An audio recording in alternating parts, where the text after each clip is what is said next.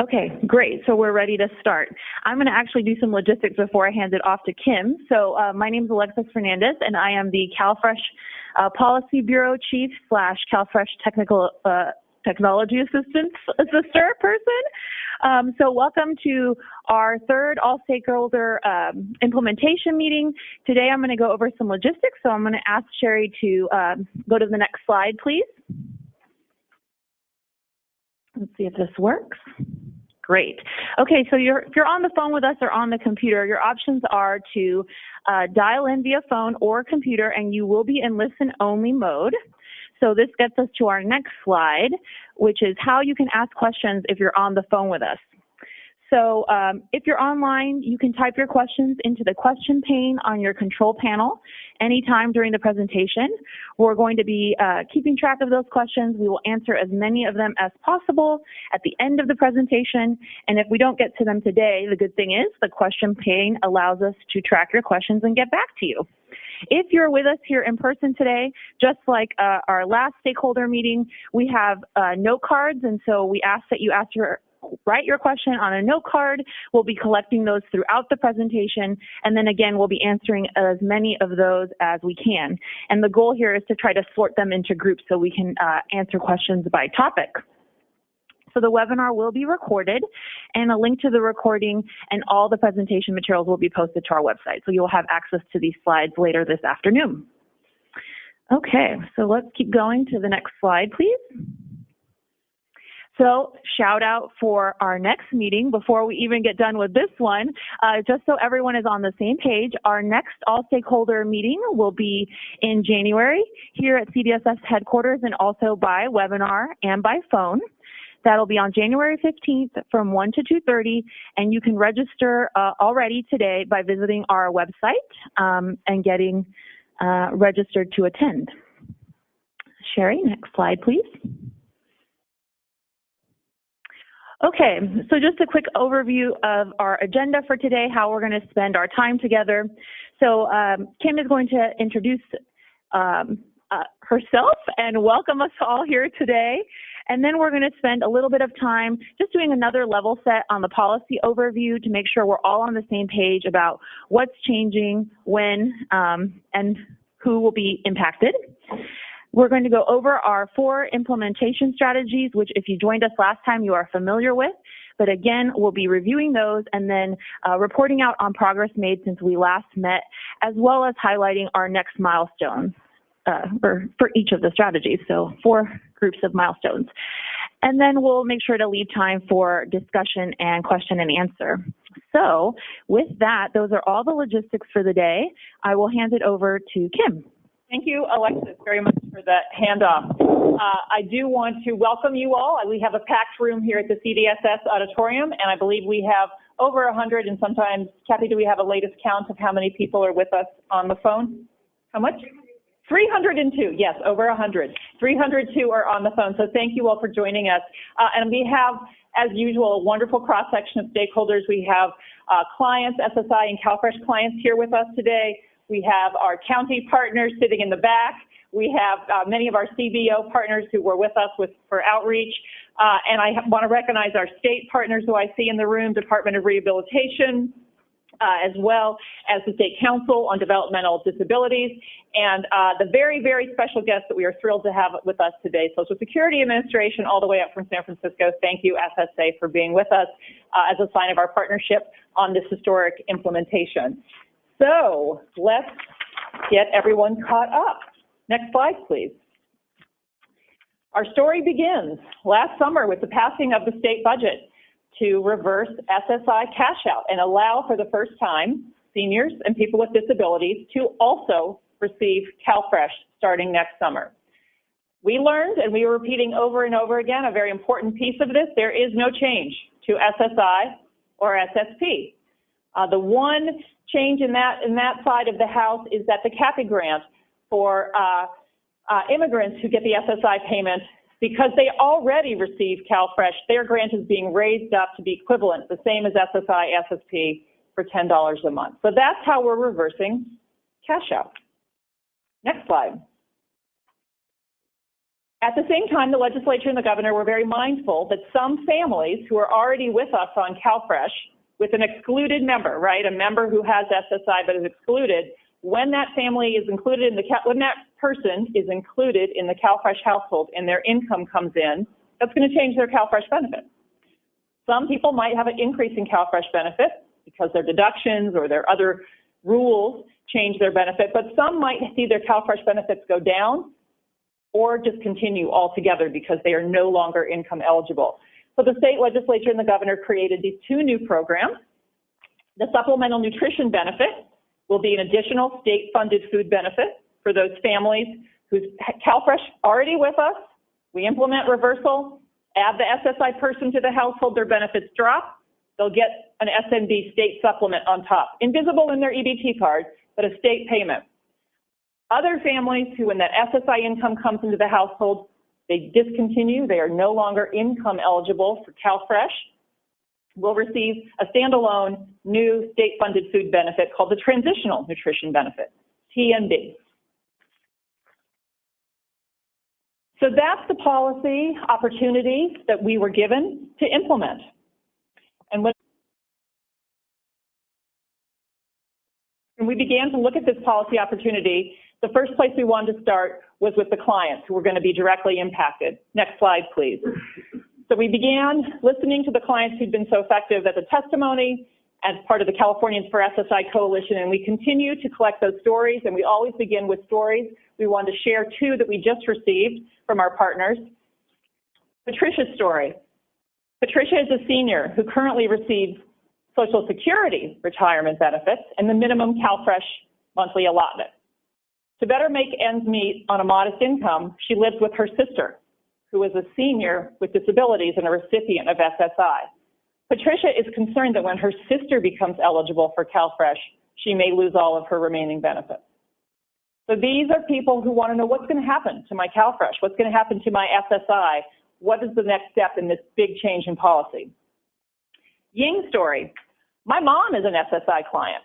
Not being able to speak and understand English or to drive causes difficulties when it comes to grocery shopping. The closest grocery store is only 2 miles away, but its ethnic food aisle lacks the variety and brands and tends to be higher priced. Due to this, I drive my mom to a further grocery store with reasonably priced foods and workers who speak her language. This story reminds us about the number of family members who are going to be in helping as authorized reps, their family to get the benefits and to shop for food, the diversity of our client base, and the issues there can be around accessing healthy food and preparing healthy food. So always want to start with our client stories to inform and guide all of our work. Next slide. The other place we start with is all of you, stakeholders. The very first thing we did was bring everyone together just 2 weeks after the budget was signed, and that's what this room is, the all stakeholder engagement. And we committed to meet every other month to bring together and talk about all of our work. We're doing it in partnership with the County Welfare Directors Association and the Californians for SSI Advocate and Client Coalition. Out of these initial meetings, 4 work groups that are hard at work. One focused on outreach, one customer experience, one a data technical group really diving into the numbers, and our automation technical group diving into the automation. And those are invite only, but are very busy, and you're going to hear a lot about their work today. To keep everybody as updated as possible, we do have a project website, and this is one of our big exciting things. We got a short URL, so now you can find it. You can just Google CalFresh SSI, and it'll pop right up. So thank you to the IT gods for working with us to help us create, not just create that page, but make it findable. But you'll find all kinds of information posted on a flow basis, information about these meetings, ACLs, all the documents that we're going to talk about today will be posted there shortly after the meeting. And summaries from those invite-only groups, we commit to posting summaries so you can see what happened at those meetings, even though not all hundreds of people can be there, everyone can see what happened. Next slide, please. So after listening to our clients and engaging with our stakeholders, 4 strategies really rose to the top of how to implement this major change in food access for seniors and people with disabilities. 1, engage and empower clients. 2, target our outreach for awareness and assistance. 3, we've got to streamline the customer experience for folks when they apply for CalFresh at both initial application and beyond. And 4, all of that sits atop the foundation of solid policy, automation, and training. Next slide. So again, we always start with our clients. Here's a great picture of clients at the legislature telling their stories and advocating from my hometown, Oakland. Client stakeholders, client stories, client journey mapping, and client data technical work group. All of those are the pieces, the tasks that we're involved with to make sure clients stay at the center of our work. And journey mapping is what happens when a client applies? When they walk into an office, pick up the phone, try to go online? What is their journey to get from interest to learning about it to actually having an EBT card that they're buying food with? What we want to show you on the next slide is some progress that we've made and that we'll be sharing with you. It's a lot of numbers, so I hope you are wide awake after lunch. There was a strong request from advocates, from counties, from state partners. We need to know more about these clients. Who are they? Where are they? So we have created a spreadsheet, the best spreadsheet you'll ever see, currently at 4 pages, which is everything we know about this population right now in one place. So we haven't gone out and done new research, new work, but could we pull together in one place everything we know and break it down by county? So let me walk through with you the columns that you will see with the source of where they came from. And the little snippet shows Alameda and Alpine are A's, but of course it runs all the way down to 58.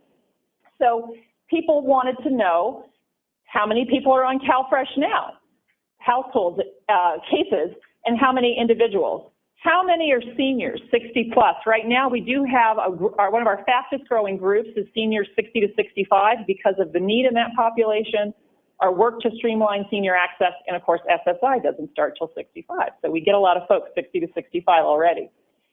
For comparison, total number of people on SSI, and then there's been a lot of interest in the overlap between SSI and IHSS, in a sense that a significant majority of IHSS clients are also SSI recipients, and that's an opportunity to possibly do outreach or enrollment assistance at an IHSS touch point.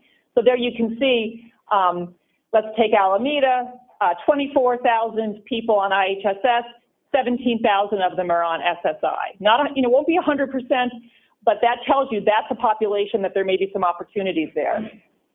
We've also, with our friends in estimates, thank you very much, been able to look at the first number is actuals, right? Actual enrollments. That second column, how many people do we think are coming? How many could be enrolled as new applicants? How many might see an increase in benefits? How many might see a decrease and qualify for supplemental nutrition? How many might be discontinued and qualify for transitional? So that's our projections there, so people can start thinking about, where do I need workers? Where do I need phone line capacity? How many online apps am I going to get? How many of these are going to be dealt with at recertification or reporting? Start thinking about that. And you may see on the Alpine, that second line, there's some asterisks there. That's our de-identification rules. When the number gets too small, it's masked.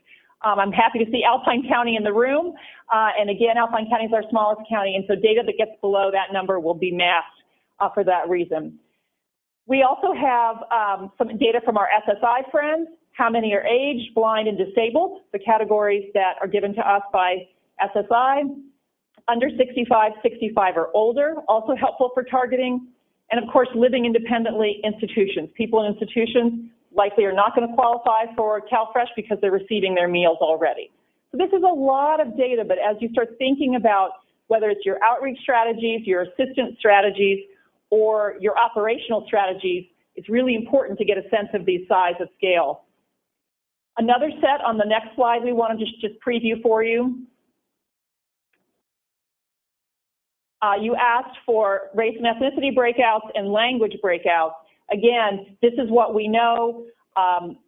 You have the source there, so it's not all 100%, but it is what we think in terms of thinking about language access, very important. Alameda, you can see this is the language that you've requested your materials in. May not be the primary language in the home, but it's what we know about you. Spanish, Cantonese, Mandarin, all all in the thousands. So of course, languages, you'll want to be sure both your operations and your outreach and cultures that you're effectively communicating with. So this is ready, and we have the data definitions and data limitations to kind of go behind it and explain it. And we wanted to kind of have discussion with you as part of this webinar and feedback, and then anything we get today we'll quickly incorporate and push out. But this is what we wanted people to have to start getting their handle on how to meet their clients where they are. Okay, next slide, second strategy. It leads right into talking about targeting, outreach, and assistance. On the targeted outreach for both client awareness to begin with and then assistance to actually apply and enroll, there's 4 things that people have identified that we need to do. We need to build our partner network. All of you, you may not know it, you're in the partner network. And if you're not, email us and we'll put you on the partner network. But that basically is our master list of everyone who wants to stay engaged, be involved, have some role in getting the word out. 2, people need an outreach kit. What are the most effective materials and messages that we can either use in a turnkey or tailor in some way? So we'll talk about that. We also know that outreach sometimes is only the first step. Lots of folks need actual application assistance to help them walk through the CalFresh process, get that submission and follow up. And that application assisters are no longer working on paper so much anymore, although they can do that.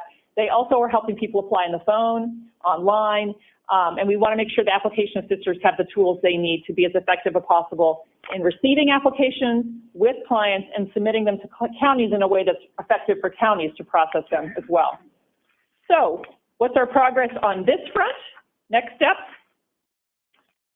We do not yet have a fancy outreach kit for you. It's only November. But people said, boy, we need a flyer. We need a partner flyer, just for at least for the partners to begin to understand what this is. So fortunately, our friends at the Californians for SSI Advocate Coalition had developed one that we could be inspired by. And so we have developed what we're calling a partner outreach flyer. We recognize it's not quite client-facing, plain language, simple. It's really about this first level of partner because we are partly so far away from clients being able to, so far away and yet so close, to clients being able to apply. This flyer is targeted at the partner network. It's in English and Spanish, and we're moving to get it in other languages. And we, from our internal accessibility review, it's accessible. Again, we're happy to have you join the partners by emailing us, and we are now maintaining a calendar of partner events. So if we're coming to your conference of the area agencies on aging or the State Council of Developmental Disabilities, that is all posted so you can see all the events happening. I think the next slide shows a closer up of the flyer so we can talk a little bit about it. It's also inspired by our friends at the LAO, did a chart in January that really did a deep analysis, and so we have also borrowed some of their chart to really talk about the high-level messages that were agreed upon by the Outreach Advisory Group. SSI recipients may also receive food. Number 1, no change to SSI. If you're brand new, you'll need to apply. If you're already part of a household, you don't need to apply. When we touch your case next, we will add the SSI member in. And then this division of newly eligible folks, most folks will be eligible, and then the still eligible for CalFresh, but they're seeing a change in their CalFresh. So we know it's not simple, but the policy change is not simple. So this is our attempt at making it digestible, and we are welcome. The Outreach Advisory Group did work on this, but we're always welcome to feedback, road testing of how this works for you and your networks, and we can do other versions. But this is all of our kind of a placeholder to at least make sure we're all singing from the same hymn book right now for this phase of the implementation. Okay, next slide. The other thing that's in progress that we're very pleased is we are very lucky that we're building on our already existing foundation of CalFresh outreach application assisters, some of whom are with us today. We are very lucky to work with the California Association of Food Banks, Cal State Chico on campuses all over the state, not just Cal State, but college student campuses, Catholic Charities of California, and Redwood Health Community Coalition, who have networks of local assisters helping people apply. 211 San Diego, of course, is doing that in San Diego. And Code for America runs our Get CalFresh app as our digital outreach application assister. we are engaged with all of them to get ready for this additional population, this new population, and we're particularly excited to be exploring with Get CalFresh how their tool, which is already our #1 generator of applications from the outreach side of the house, how it can be tailored for this opportunity, how the messages, the logic flow can be aimed at seniors and people with disabilities, and also potentially be the tool of choice for SSA, which we'll talk about in a moment. Similarly, with 211 San Diego, we have a little-known CalFresh information line that rings here at CDSS and then is routed out to the county that you select. And we'd like to see if we can upgrade that service, make that pretty cold line a little bit warmer. And so we're talking to 211 San Diego to see what we could do to make sure, particularly next summer when we expect a peak of inquiries, how can we make sure it's as warm a call as possible while they're looking for information. So that's all in progress with our current assisters. Next slide. But that is not enough because we know we have new communities of folks coming in. So here are 4 who we are in active dialogue and are working on how to structure. The Department of Aging with Dean Fujimoto's leadership and the area agencies on aging. These are trusted partners, obviously, in the senior community. How can we use those networks to help people apply for CalFresh? Similarly, the Department of Rehabilitation with independent living centers. Also want that to be a welcoming touch point for CalFresh applications. We also are talking to our great friends in the nutrition education healthy living space, California Department of Public Health under Dr. Carolyn Peck's leadership. How can our local community nutrition action plans, our community nutrition action council tables where we are doing healthy living messages, how can they also be messengers for seniors and people with disabilities about not just the food benefit, but the healthy living benefit of the CalFresh program. And I can't even say last but not least, we're so excited the Social Security Administration is working very closely with us in their 100 and how many offices, shall we say, are in California? Put you on the spot. A lot. Let's go with 125 to 40 local offices where they are, of course, the place of service for people on SSI, either applying or having their renewal. And if they have an existing relationship with USDA and the other 49 states where they screen and assist people to apply for CalFresh, and we are to apply for SNAP, not yet called CalFresh nationally, SNAP. But in California, we are very excited to be forging that first partnership here in a way that operationally works for the SSA workers and the county workers, and of course, first and foremost for our clients. And we are especially appreciative that my understanding is every other state is doing it by paper and by fax, and they are willing to partner with us in California and think different and try to get to online for better service for our clients, better experience for their workers and ours. So we are working out, there's a lot of things to work through, and we are doing that hand in hand. So thank you so much and for coming in person today. We really appreciate it. We are also, the 5th one that is still being explored is the Department of Developmental Services, and I want to thank the State Council for your help in facilitating that. We are looking to see if we can also have the regional centers be another touch point. So we hope to have more to come from the Department of Developmental Services very soon as a 5th partner. Finally, in the outreach space, I mentioned we are really trying to leverage our current partners because next summer is right around the corner. So we are, again, very fortunate that Rescue, a behavior change agency, has been our communications partner for our nutrition work, our healthy living work, all the campaigns about Rethink Your Drink or eatfresh.org. Any of that work has been led with their support, and they are going to be helping us design that outreach kit that we all need. What are the right messages? What are the right materials? In digital form, you can adapt them, you can use them, the right languages, the right pictures. We are really excited to begin work with them, and we'll be talking about that more as we get into that in future meetings, but that's the plan on that front.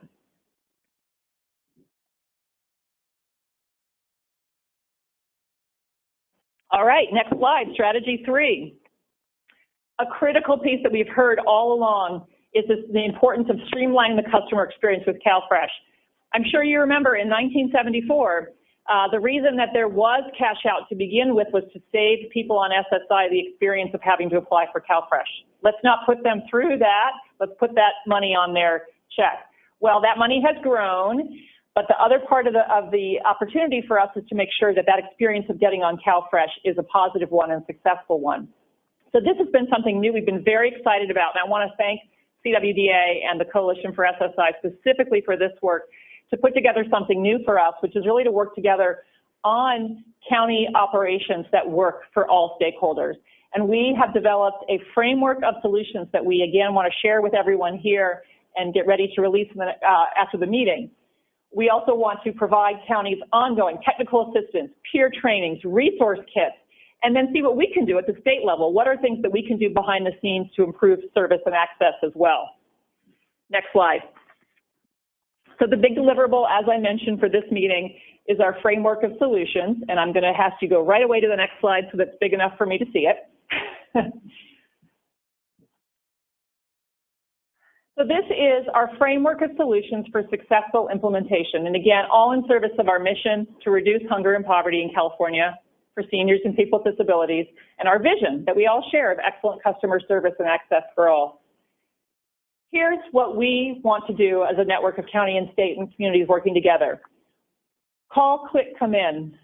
This would be our message to clients, and if those of you from Sacramento may recognize this, this also has been borrowed from Sacramento County, where it's been very successfully deployed. Call, click, come in.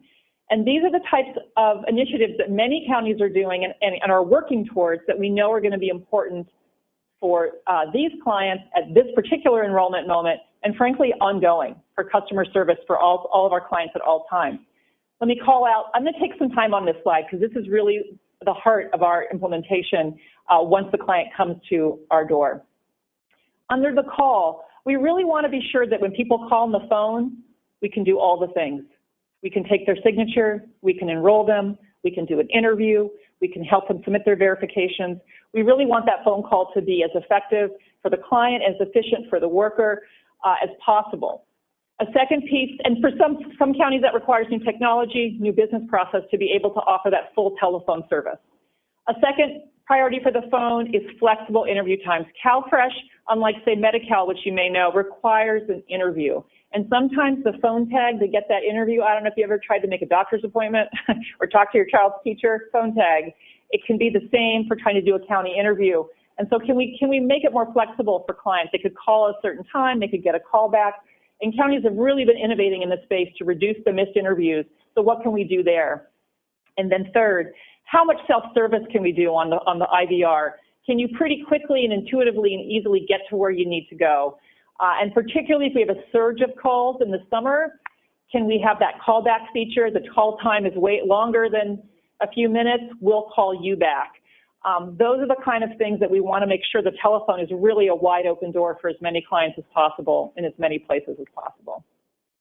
Click. We don't know how big online applications will be for this community, but again, remember, there'll be a lot of adults applying for their parents. There may be some fully able people who are happy to apply online 10 o'clock after work. So can we help that access there? And of course, for people with transportation challenges, applying online is maybe the very best access for them.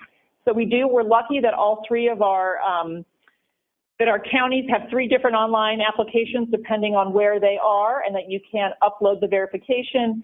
We want to make sure people can check their status. Again, you don't want someone calling every day, where's my app, where's my app, where's my app, if you can give them that information online.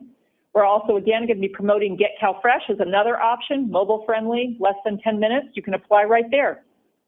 And thirdly, we want to make sure when people get that online application in that they're pretty quickly followed up with for that interview if possible.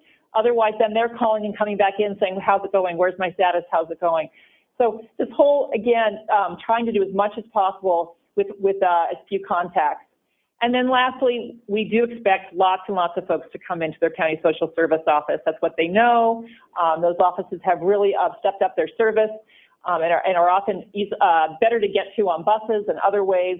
So we want to be sure when people get to the lobby, one of the best practices we hear from our counties is make sure there's a greeter to help people with their resolve their problems, answer their questions, get them in the right line.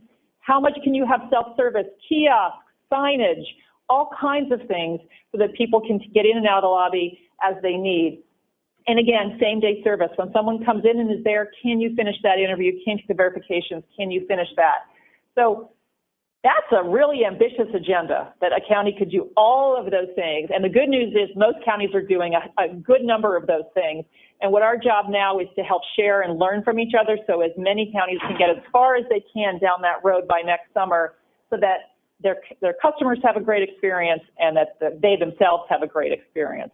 I will say parenthetically, there's been a lot of awareness about the challenges DMV has had this summer in terms of dealing with the changing in licenses, and that's really helped us think, okay, what would have helped them that will help us when we have a new interest in our services. Just as important as what the client will have at the front, we want to remind everybody that the way to make this work, we have to streamline verifications. I talked a little bit about applying, talked a little bit about interviewing. The third step of getting CalFresh is verifying. So we want to make sure we're using electronic verifications. If we already know from the SSI file how much SSI income you have, we don't need to ask again. So how can we streamline the verifications? And also, very important for this population, there are deductions that will make a real big difference in how much food benefits they get, knowing their shelter and knowing their medical and knowing their dependent care. And there are ways we can streamline all of those and still be effective and accurate and help people get the money they need to buy the food that they need. So we're very excited about the verification innovations. Always ongoing and important again here, access for all. Specifically, reasonable accommodations, critical for this population. Multi-language, always a California priority. And this authorized rep that I've used. Again, there will be people who will have an authorized representative applying on their behalf, and that is a acceptable and known practice in SNAP that we're going to be doing some reminding and training and rolling out so that everyone's familiar with the authorized rep, both on the county side and also families know this, that they can be the authorized rep. And as always, nobody gets through anything like this alone. You're going to have to, and you're going to want to, and you're going to need to collaborate. And I'm just so excited when I go out and talk to counties and talk to advocates, how people are already saying, oh yes, I'm talking to IHSS. Oh yes, I'm talking to the regional centers. Oh yes, there's lots of people who are serving seniors with people with disabilities, and I'm going to work with them so that they are giving out accurate information, maybe using Get CalFresh or some other way to help applications come in from lots and lots of doors in the community.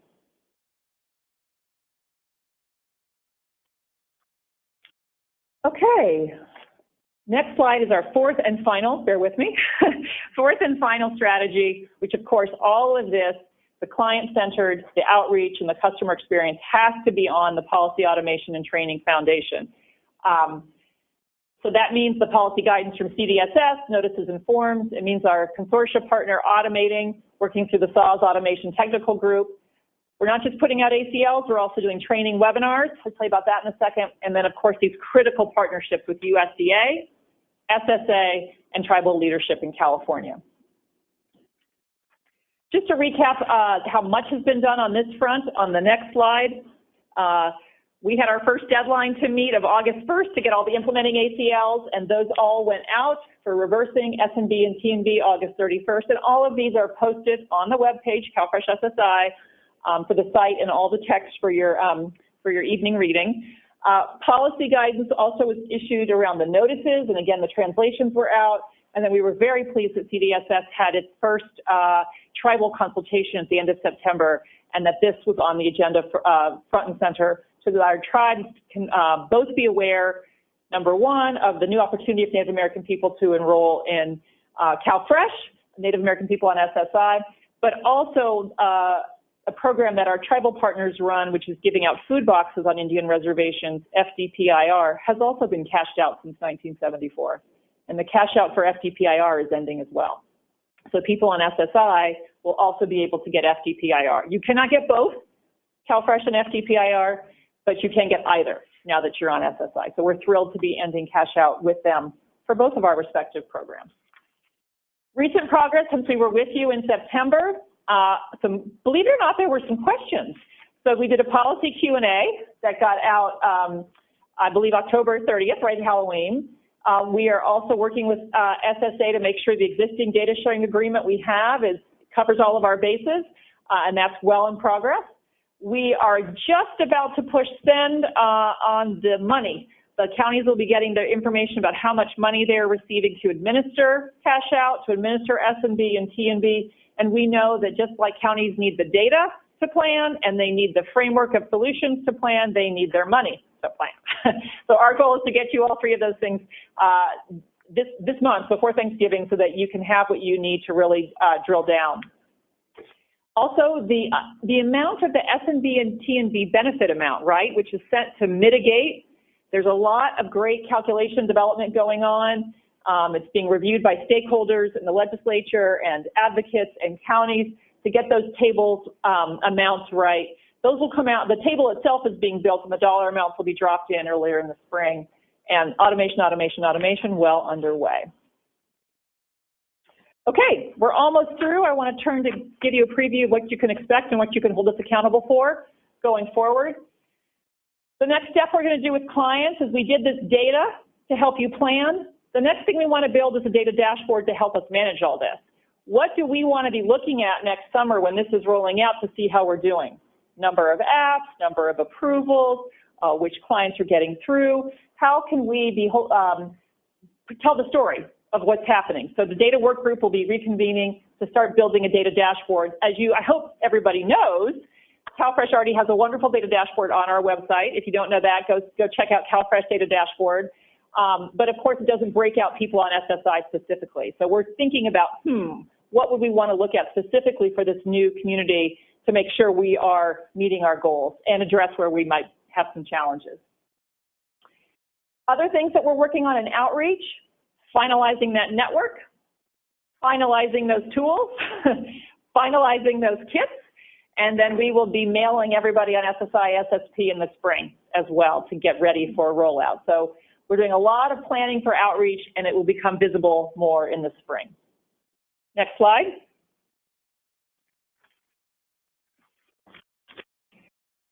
So, excuse me, on the framework of solutions, it's not, believe it or not, a one-pager is not quite enough. We owe you, behind all those solutions, some resources. Who's doing that? How did they do it? What did it take? What's the checklist? What's the technology? What's the staff training? How did they do that? So we have created a collaborative space on SharePoint Online for our customer experience work group to help us start pooling our resources. What do we know about what it takes to do full service on the phone? Sacramento County started that about a year or so ago. They know a lot about how to do that. Santa Cruz County knows a lot about how to do that.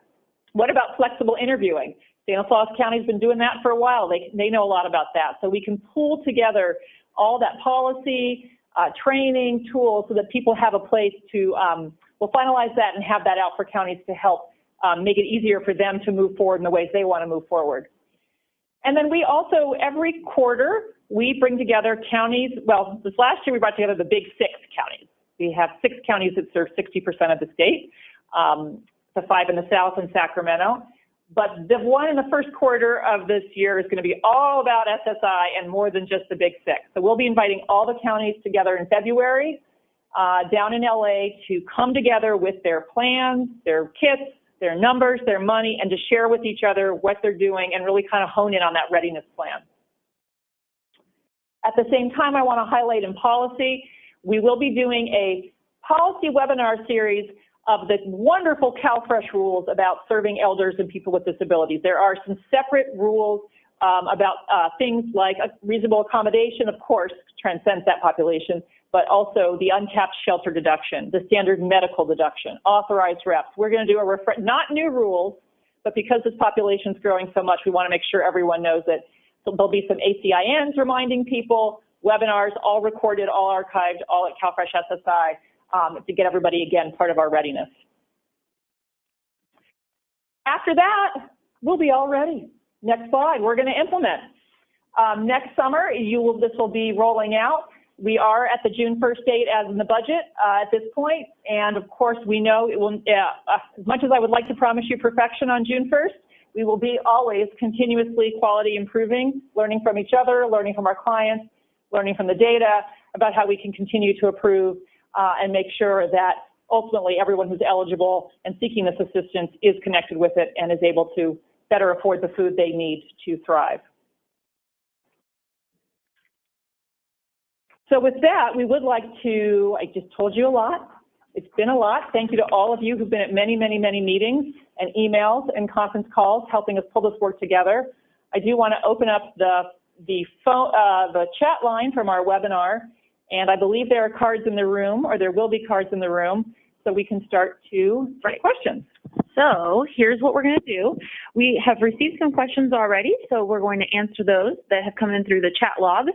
For folks in the room, if you have questions, Kathy's going to come around and collect those for me.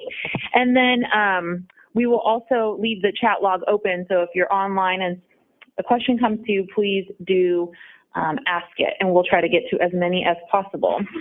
So, Kim, we're going to start with some policy questions, which we can take together. So the first question is just a clarification.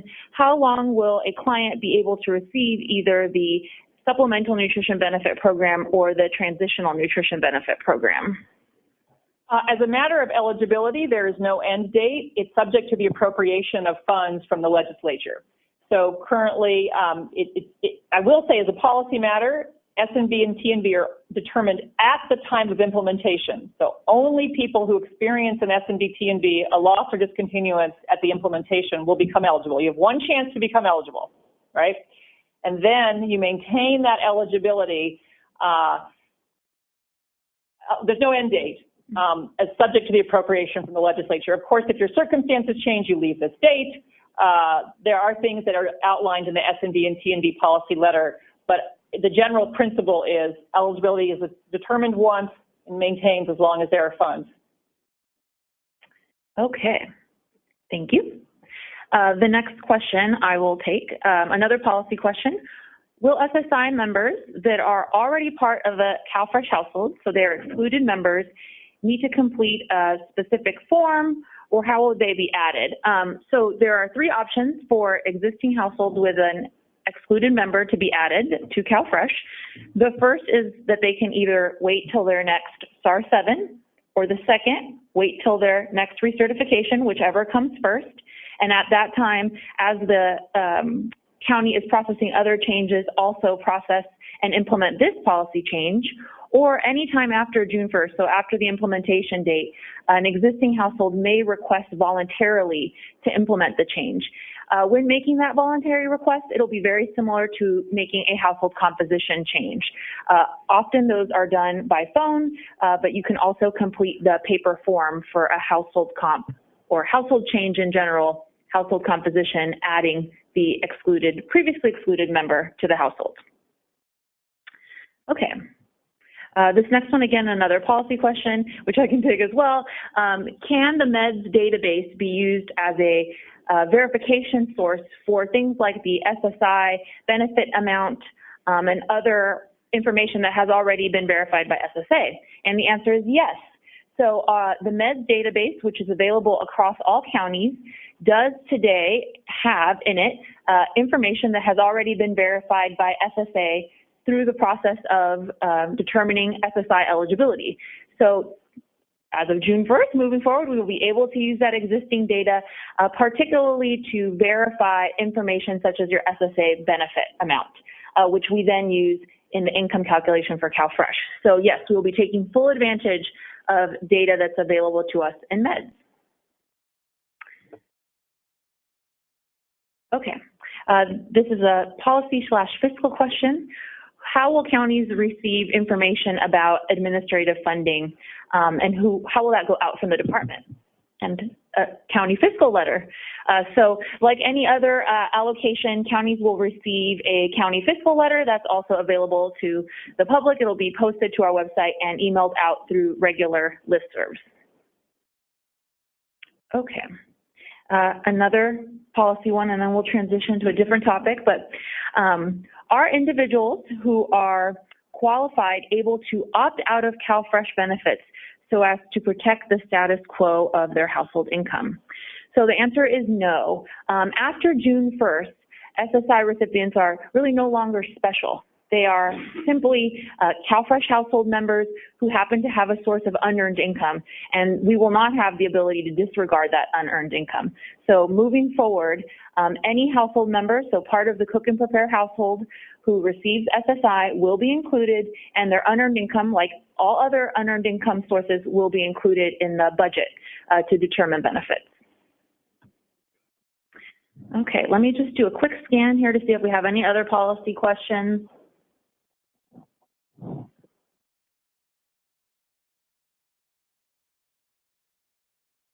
Okay, I am going to keep going to a different topic, and then we'll come back to policy questions as they come in. So these are partner and outreach questions. So Kim, for you.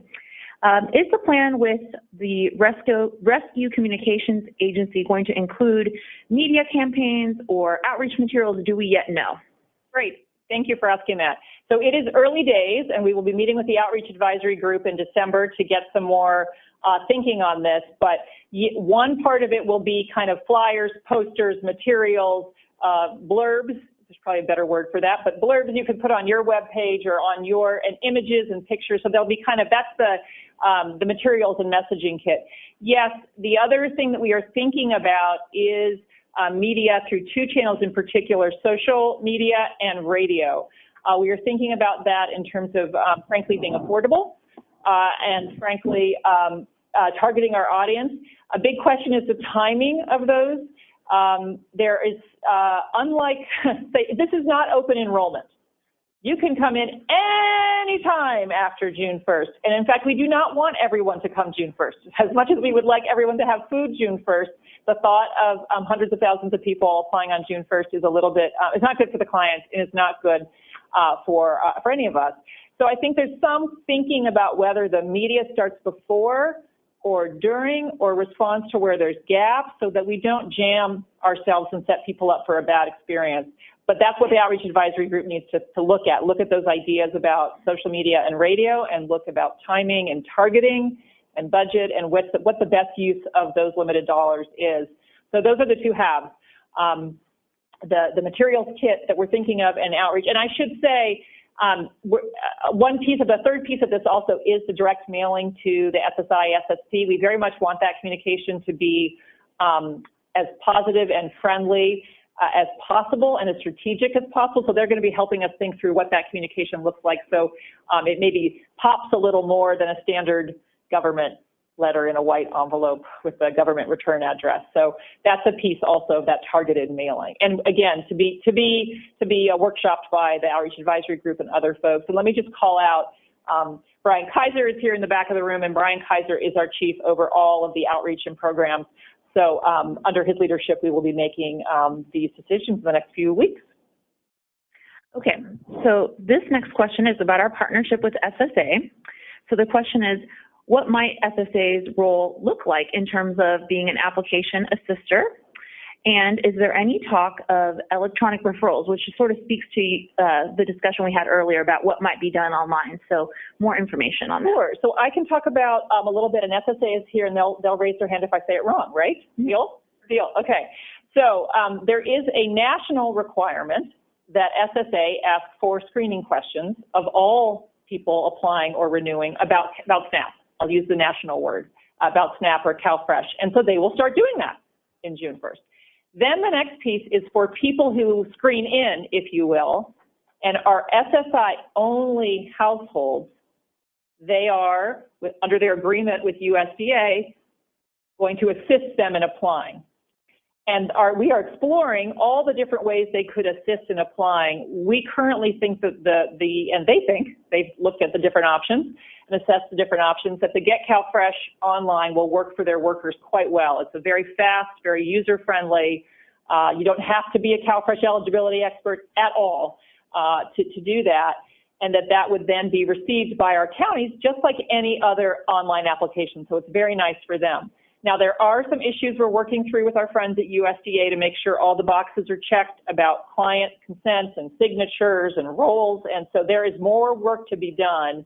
So that's the vision that we are all, USDA, SSA, and CDSS are trying to explore how to do something as streamlined as possible. just to be clear, there is not a notion that we will take 1 million SSI records and then turn around and create 1 million CalFresh cases. That is not what anyone is thinking of doing for a variety of operational, policy, technological reasons. That is not what we're doing. We're looking at the people who are already at SSA, and frankly on the phone too. I should be very clear. There's a big call center operation as well. So on the phone or in an office of SSA, how can that worker add a few minutes to that conversation, for which there is a compensation from USDA to enroll in SNAP. So that's the kind of streamlined, leveraging technology appropriately, preserving client rights on-ramp that we're talking about. And the SSA folks are nodding, so okay, mostly right. Thank you. To be continued, very much a dialogue in progress. Okay, so this question is about new application assisters or new partners that are engaging in that effort. Will CDSS funding be available through these new networks? For example, the Department of Rehabilitation, the Department of yes, Developmental Disabilities, right? Yes, yes. So as part of the budget, there was funding provided from the legislature for outreach, and that is where we asked our friends at the Department of Aging, Department of Rehabilitation, and Department of Developmental Services, Developmental Disability Services, if they would assist us in receiving some of those funds and then critically pushing them out through their local networks that are trusted partners with seniors and people with disabilities. So again, how do we get to the area agencies on aging? Through CDA. How do we get to the independent living centers? Through DOR, and then we're in dialogue with DDS about whether that works with the regional centers as well. But those would be funded networks with new state funded dollars, getting matching USDA dollars. We're fortunate that CDPH is already funded through our USDA Nutrition Education, Healthy Living dollars. So there's money available for the work there that will work through our Nutrition Education Network led by Ana Bolaños, also in the room here today. Thank you, Ana. And then SSA, as I mentioned, receives funding federally for their work to connect, USDA funding federally to connect SSI clients and SNAP clients. So there is money, it's coming from different pots. Okay, this question is about the SSI SSP recipient mailer, and who exactly is going to be sending this mailer? That's the question. Well, like all these things, it takes a village. We are working that through. The CDSS has a list that we want to confirm with SSA that this is the best list and has the best information. And ideally, people who we know are not eligible, like institutions, would be removed from that list, so we're not creating confusion. We would like our communications firm to help make sure it's an effective communication, the best possible postcard, letter, communication, and then we'll probably be working with the mail house. I'm not quite sure which way the question wants to go. But CDSS will be coordinating all those players, so the content, the address, and the delivery are all in sync. Okay. And that'll be also advised by the Outreach Advisory Group as well. Okay, so this question is a bit of a crossover before we get to the next topic, but just for clarification, how firm is the June 1st implementation date, and has any of our messaging changed since the last time we met when we were talking a lot about summer? Yeah, so just a reminder for folks from the budget bill and the ACLs, it's June 1st, unless there are automation issues that are raised, and those have not been raised yet. So it is June 1st unless otherwise, and our work with the automation group, the automation is on track as of this point. So we are all planning for June 1st as the go-live date, although again, we really are also thinking about messaging as it's summer so that people will come throughout the summer. We're happy to see you as soon as you can. We want to get your food benefits on, but we also want to be careful about creating problems. But June 1st is, by statute, the implementation date and remains that. Okay, and then before we get to data, I'm just going to answer just a couple more policy questions that did come in while we were talking. So there was a question here just about individuals who are receiving SMB or TMB. So they've been determined eligible. They either saw a reduction in benefits or lost CalFresh eligibility. If they were to turn off the program, either they turned off CalFresh because they had a case in addition to SMB, or they turned off of TMB, and will restorations be available? And the answer is yes. So if you're on either SMB and TMB and you leave the program for an administrative reason, are able to rectify kind of the cause and restore your benefits within a 30-day window, your SMB and TMB would also be restored. So if you're on SMB, that happens on the CalFresh side. If you're on TMB, we preserved the restoration rules and carried them over to TMB. And so the window of time for that is 30 days. And just to add on, but in yes. general, if you left the program and then say applied a year later, it would not be then put back on your pay. Okay. So now we're going to transition to some data questions. So I'm also going to look to our friends in the back there to just jump up if you have an answer for us. And Kathy, you can help as well. So does the spreadsheet contain info on individuals on SSI under the age of 22 or under the age of 18 years of age? And the response I have here is that currently the data table does not include this specific age range. And I'm assuming that's because of what is available in the data sets that we have access to. And I'm seeing nods. Correct. This was our first cut at what we already had. Let's put it all in one place. But we are very interested in what else would you like that we can go looking for. And so we will start a log. Again, you can always email CalFresh SSI. If you put data question in the subject, data, that helps us, but not necessary. We're going to be logging those kinds of questions, and then yes, available, not available. We understand that, and some of them may be available to state level. Number of children on SSI probably is available to state level and may not be by county level, so kind of parsing it that way as well. Please send those questions to us. Okay. This question is about the projections or estimates of the impact, and what are the assumptions in terms of the percentage of folks that will participate? How are we getting to our estimates? I think this has been, our estimates job did do that based on all kinds of assumptions around other states' take-up rate, income, any earned income, any institutional, a variety of methodology. And I'm looking at our lead person on this, and I know you've been asked and answered this question many, many times. So I think we ought to just figure out a way to post that and include that in our methodology so people have. Ray, is there anything you want to add to my very high summary of? We'll repeat back for the phone in a second. Correct. Mm-hmm. Mm-hmm. That's a good point. So the newly eligible, of course, are people who are not with us. So that really is based on some work that we updated from Mathematica. An LAO study that came out in January refers to it as well. The cases that are with us that have an excluded member, that's based on some program data that we have in-house, some sample that we had to do some, we don't have the full database, we had to do some projections from the sample. So we are going to learn a lot when the real data comes in about both the new folks and the excluded folks joining their cases.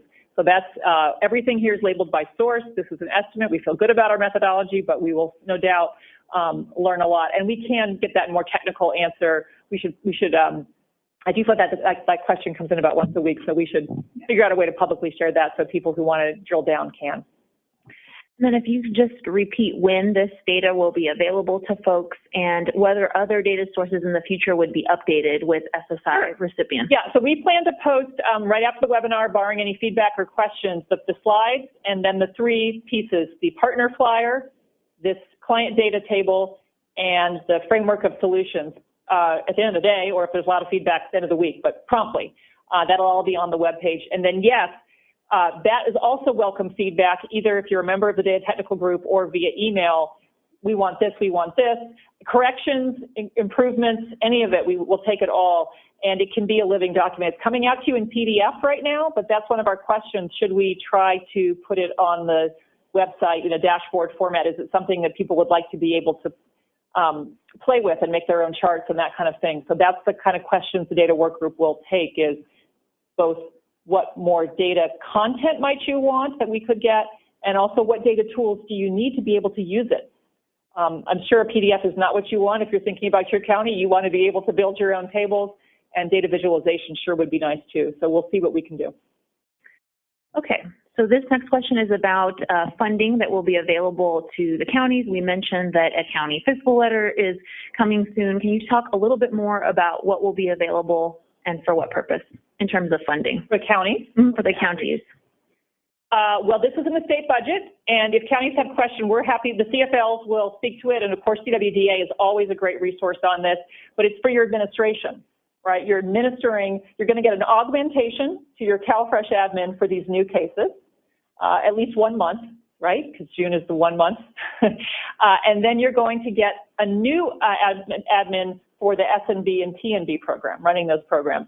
I will say part of why we're pushing so hard to have these letters come out in November is we don't, and we don't expect any counties to do this, wait until June. We expect counties to be using this money as part of planning and upgrading and thinking. Yes, it may go for staff. Yes, it may go for overtime, but it also might go for that telephonic signature upgrade. It also might go for the business process redesign to move more interview people on the phone, for the IVR redesign.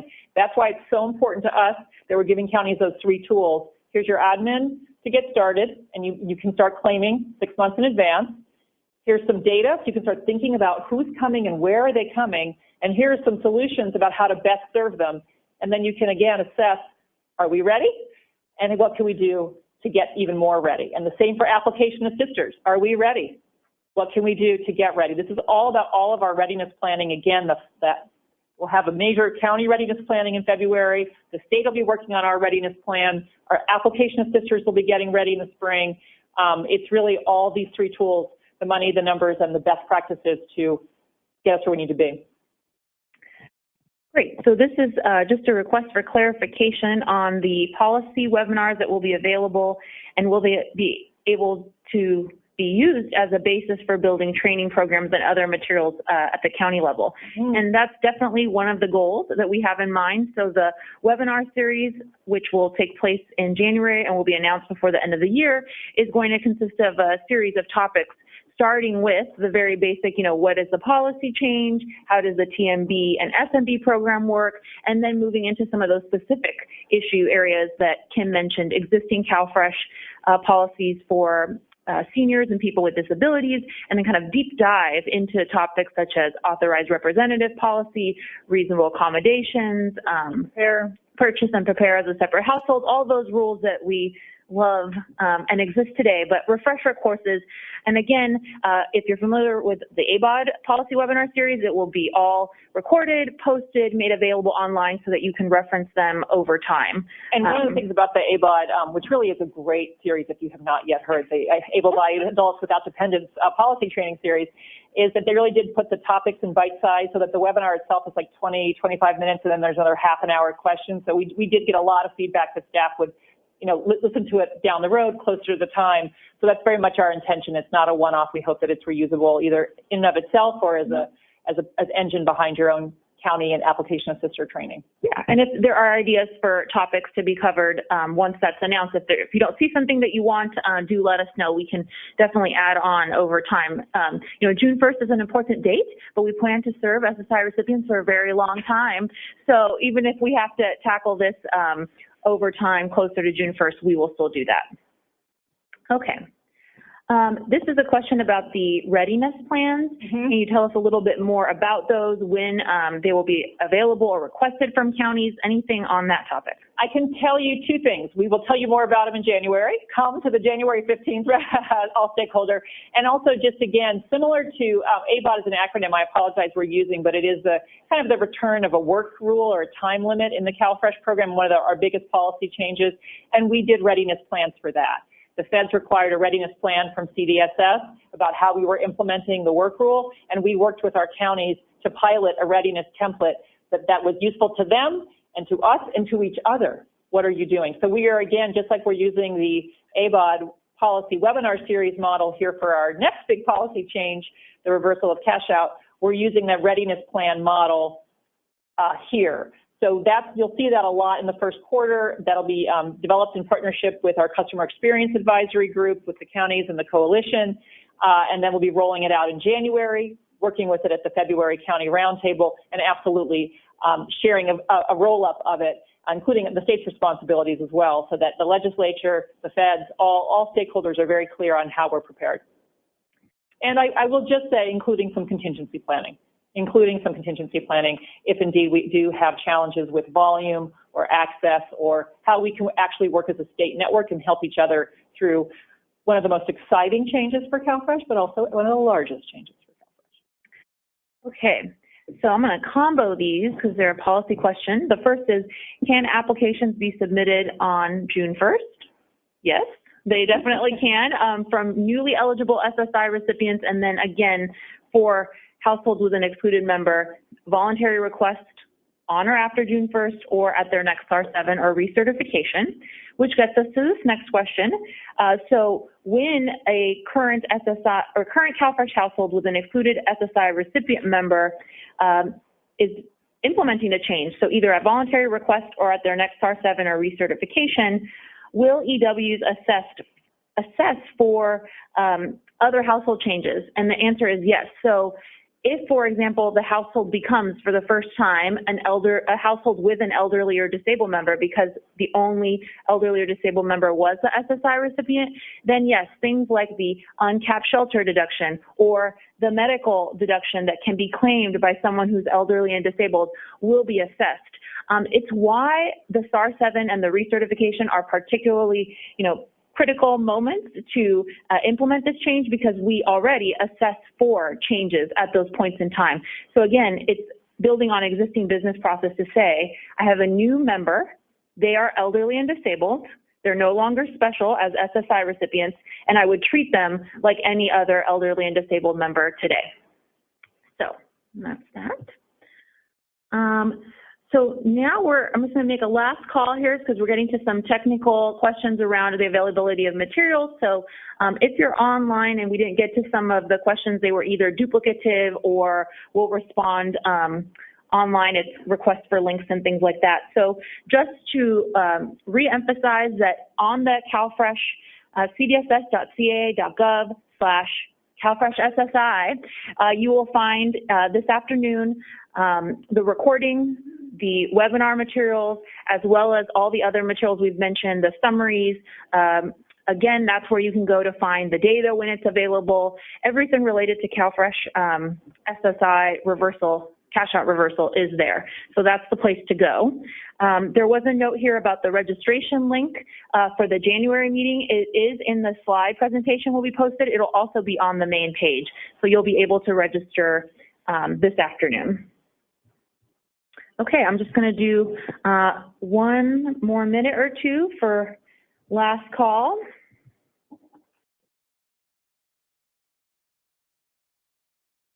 Yeah, I think we are good here. Yes?